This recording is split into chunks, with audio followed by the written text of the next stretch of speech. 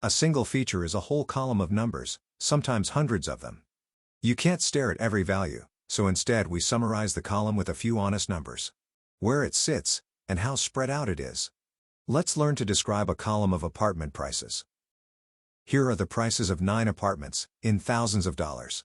Watch them take their places on a number line, cheapest on the left, priciest on the right. Together they're just a scatter of points. Our job is to describe that scatter without listing every single number. The simplest summary is the median, the value right in the middle. Line the prices up in order and walk in from both ends. 4 apartments are cheaper, 4 are more expensive, and this one sits dead center. The median price is $280. Half cost less, half cost more. The mean is the average you already know. Add every price, then divide by how many there are.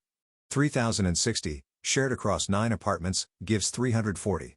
Think of it as the balance point, the spot where the number line would sit perfectly level, like a seesaw. But look what one number can do. This apartment costs $900, a luxury outlier, far from all the rest. Watch the balance point. Without that apartment, the mean sits near 270. Add it back, and the mean is dragged all the way up to 340. The median barely moved. That's the lesson. The mean chases outliers, while the median resists them. With skewed prices, the median is often the fairer summary. Center is only half the story. Meet 2 neighborhoods. Every apartment in the first clusters tightly around 300. In the second, prices are scattered far and wide, yet its average is also exactly 300. Same center, completely different feel. The mean alone can't tell them apart. We need a number for the spread. That number is the standard deviation, the typical distance from the mean. For each apartment, measure how far its price sits from the average. Combine those distances, and you get one number that captures the spread. The tight neighborhood has a small standard deviation, about 20.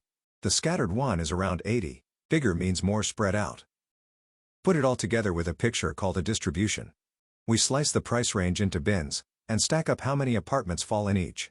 That's a histogram. Most prices bunch on the left, with a long empty stretch and one lonely bar far to the right. That shape is called right skewed. And that skew is exactly why the mean, in blue, sits to the right of the median, in green. So, 4 ways to describe a column. The median is the middle value. The mean is the balance point. The standard deviation tells you the spread, and the distribution's shape shows where the values gather. Together they summarize a whole column honestly. Next, we'll stack columns like these into vectors and matrices.